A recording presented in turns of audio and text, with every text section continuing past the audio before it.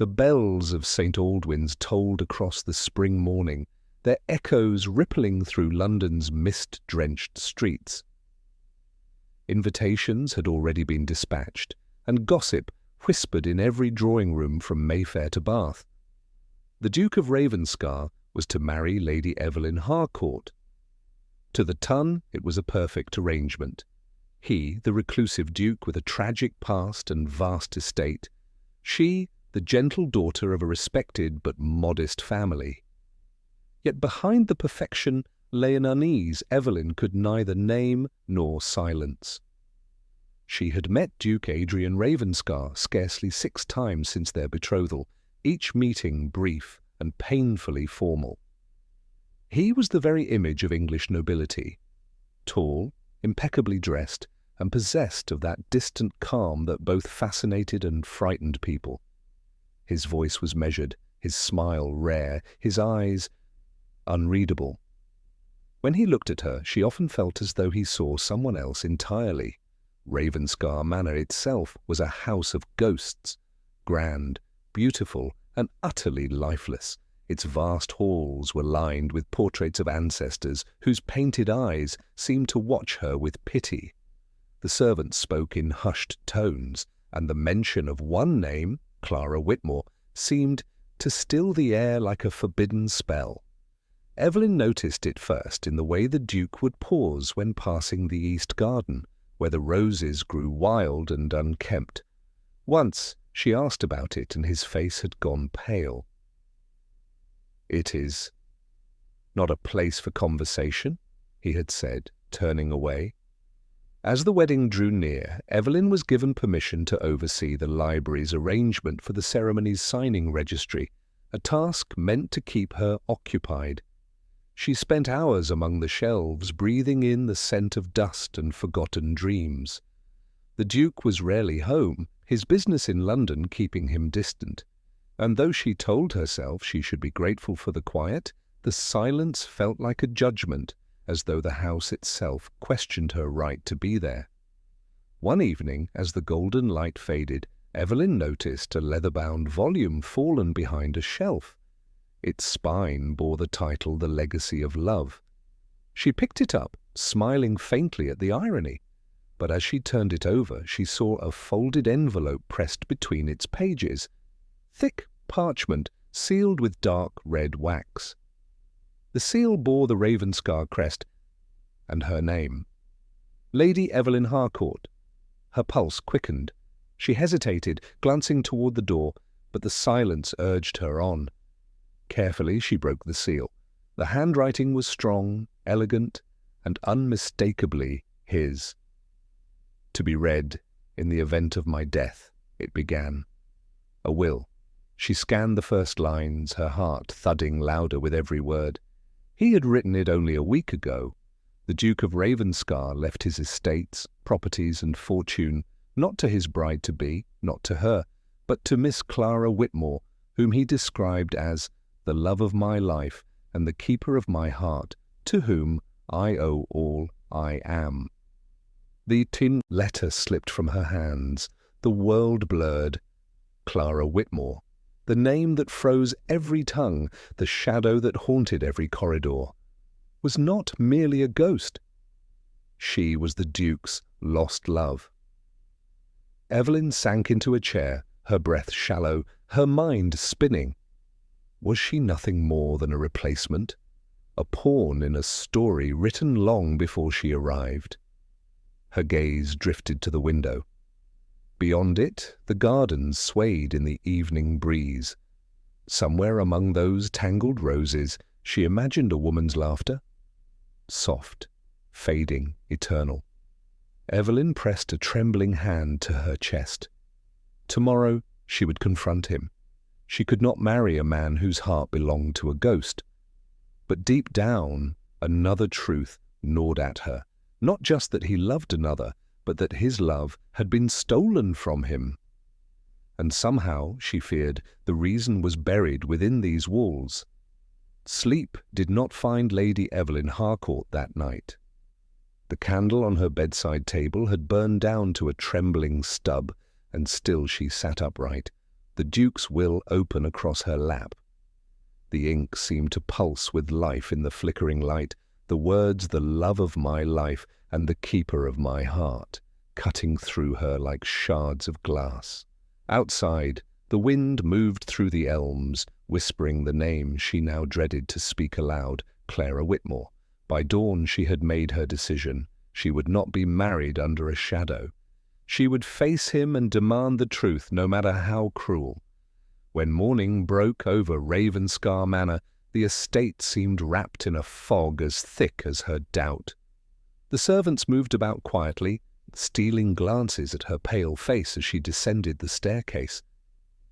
At breakfast, the Duke appeared as he always did, precise, restrained, unreadable. His dark hair was perfectly combed, his waistcoat immaculate, yet his eyes looked hollow, as though some part of him had never returned from the past. Evelyn waited until the last servant withdrew before speaking. "Your Grace," she began softly, her voice trembling despite her resolve. "There is something you must explain to me." He looked up from his untouched tea. "Explain?" She placed the folded document on the table between them. His gaze fell upon the seal, and the faintest flicker of alarm crossed his features. "I found this," she continued, "yesterday. It bears my name. And your hand?" A long silence followed, broken only by the faint ticking of the clock. Then the Duke exhaled slowly, almost in surrender. "You should not have opened it." "How could I not?" Evelyn whispered. "It was addressed to me. And in it—" "You give everything you own to another woman." Her eyes burned with tears she refused to shed. "To Clara Whitmore." The name hung between them like a ghost made flesh. For a moment, the Duke's composure cracked, his jaw tightened, his knuckles whitened against the edge of the table. When he finally spoke, his voice was low, rough, with a grief that had never healed. "Clara is the reason Ravenscar still stands. Without her, there would be nothing left to give." "You loved her," Evelyn said, her throat tight. He met her gaze at last. "With everything I had, and lost everything because of it." He rose abruptly, crossing to the window, his silhouette framed against the grey morning light. 3 years ago she was my fiancée, not of noble birth, not of wealth, but of spirit. My family despised her for it. They said I was throwing the title away for a governess. And perhaps I was. He paused, voice trembling. "The night before our wedding she vanished. They found her body by the East Garden pond." Evelyn's breath caught. "They said she—" "Yes," he interrupted bitterly. "They said she drowned herself, that she could not bear the gossip, the pressure, the ridicule, but I know better. My father had threatened to disinherit me. The scandal, the whispers, they broke her before the water did." For a moment, neither spoke. The air between them felt alive with the ache of things unsaid. Finally, Evelyn whispered, "And this marriage, to me, was meant to erase her?" He turned sharply, pain flashing in his eyes. "No, it was meant to preserve what she loved, the orphanage she dreamed of, the music school she wanted to build. All of it lies in ruin without the Ravenscar fortune. The will you found was written to ensure her name lived on, even if mine rotted beside it." Evelyn pressed a hand to her heart. "Then why marry me at all?"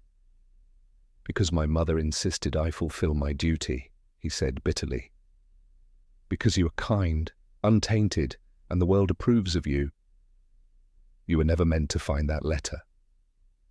His voice faltered, softer now. "You were never meant to carry her ghost." The words struck her deeper than anger could.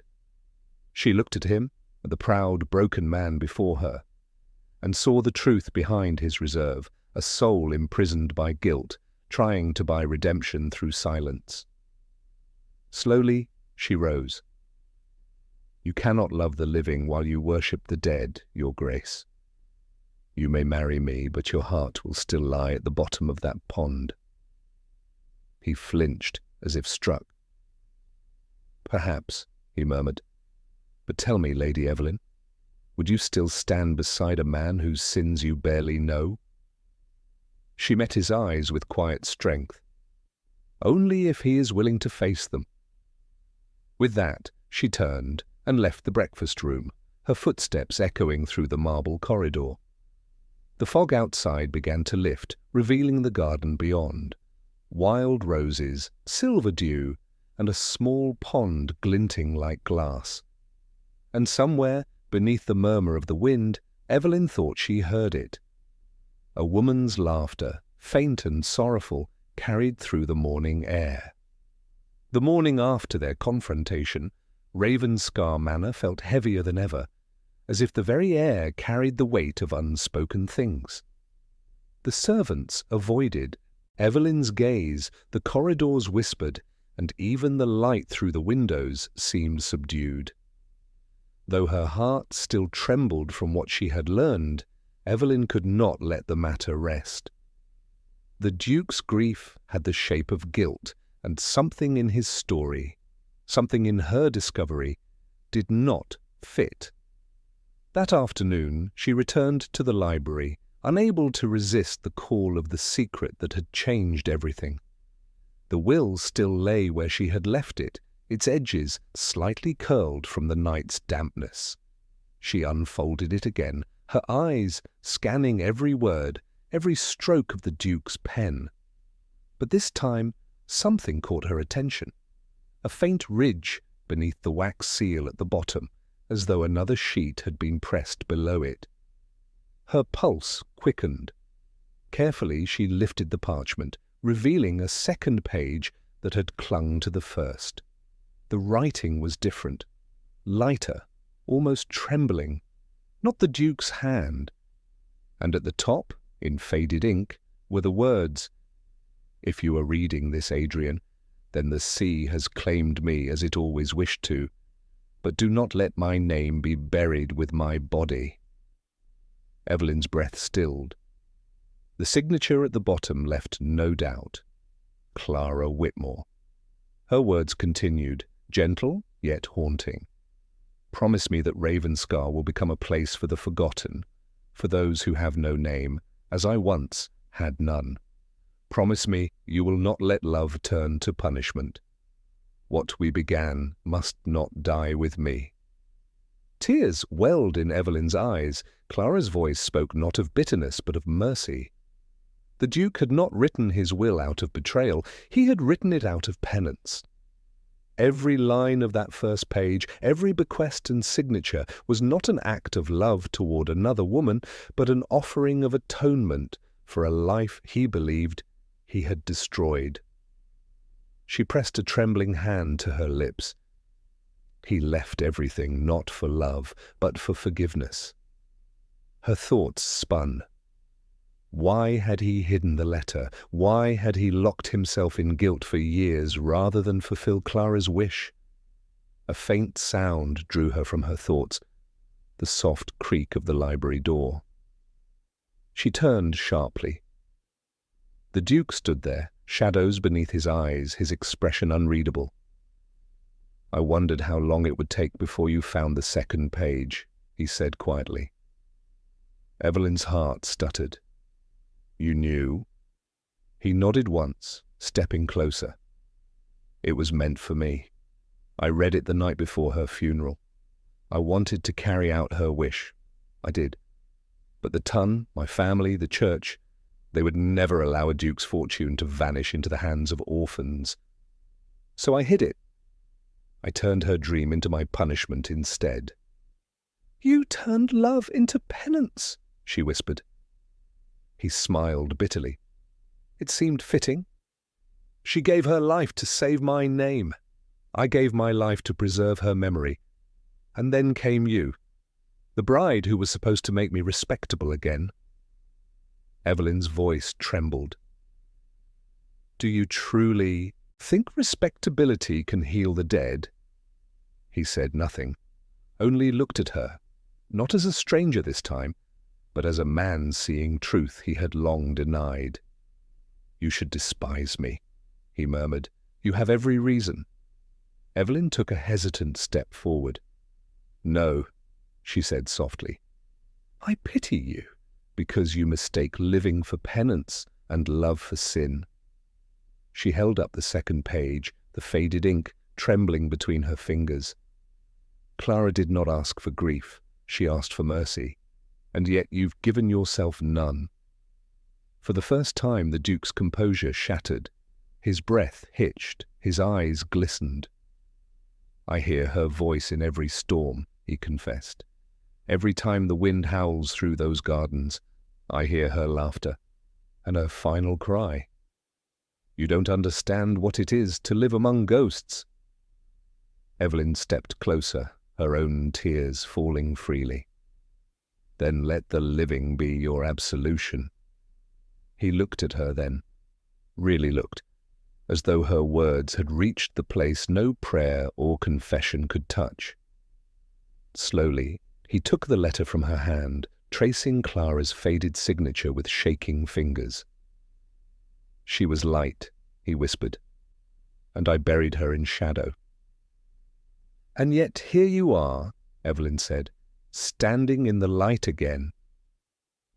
For a moment, they stood in silence, the Duke, the lady, and the echo of a woman's voice between them.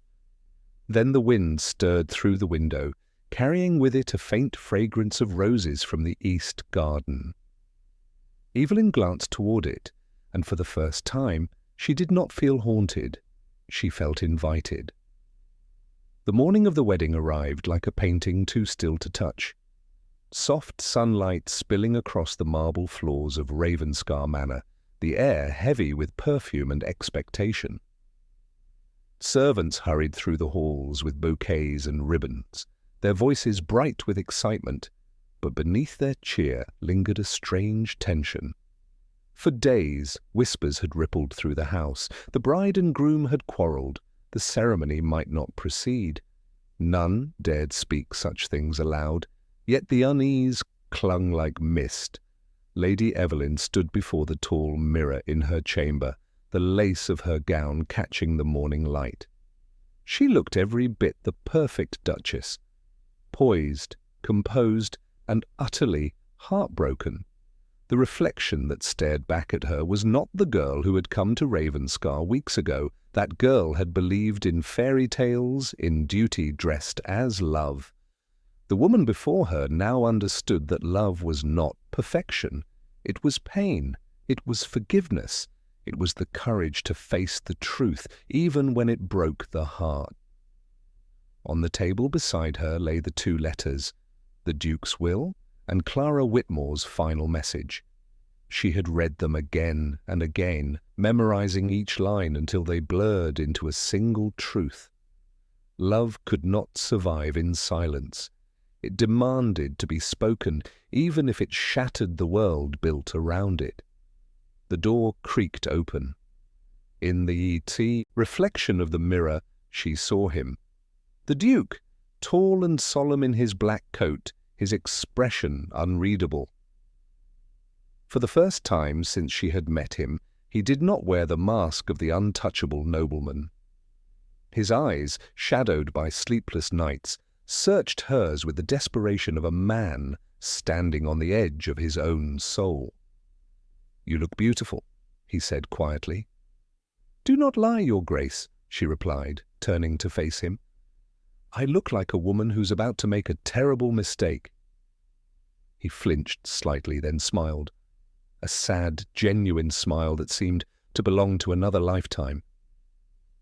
"Perhaps we both are."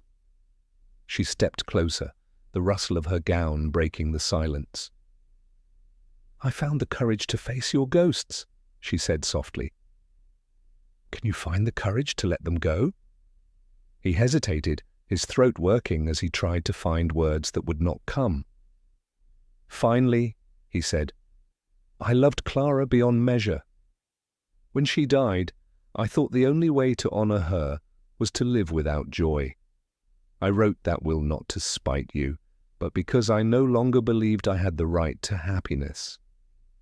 Evelyn's voice trembled. "And yet you asked me to be your wife."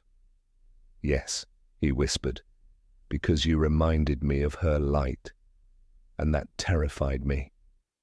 She studied him, her heart breaking not from betrayal, but from the sheer weight of his honesty. "You can't resurrect the dead by punishing the living, Adrian," she said, using his name for the first time. "She wanted you to forgive yourself, not to drown beside her memory." He looked at her as if seeing her for the first time, truly seeing her, and in that moment something in him began to shift. "I don't know if I can love again," he admitted. "Not as I once did." "Then do not try to love me as you loved her," she said. "Love me differently if you can, or let me go." The church bells began to toll outside, each note echoing through the manor like the beating of a distant heart. For a long moment neither moved. The world seemed to hold its breath. Then slowly the Duke crossed the room, his eyes never leaving hers. He reached for the will on the table, tore it neatly in half, and let the pieces fall between them. "No more ghosts," he said quietly. "Whatever remains of me is yours if you still want it." The tears came freely then, silent and unstoppable. Evelyn closed the distance between them, taking his hand in hers. "Then let us begin not as the haunted," she whispered, "but as the living." Outside, the bells continued to ring, no longer mournful, but full of promise. The ceremony that followed was simple, stripped of grandeur. There were no crowds, no noble witnesses, only two souls standing before the altar, bound not by perfection, but by truth. When the vows were spoken, the Duke's voice faltered on the final line, and Evelyn's tears glistened like morning dew. As they left the chapel, the clouds parted over Ravenscar Manor, sunlight streaming across the old stone walls. The gardens below, once the resting place of grief, seemed alive again. The roses bloomed wild and bright around the pond where Clara's reflection had once lingered, and there, among the blossoms, the wind carried a faint whisper, not of sorrow, but of release. Evelyn paused, glancing toward the east garden. She could have sworn she heard a woman's laughter, light, free, eternal. She smiled through her tears and looked up at her husband. "She's at peace now," she said softly. The Duke nodded, his hand tightening gently around hers. "No," he murmured, "we are."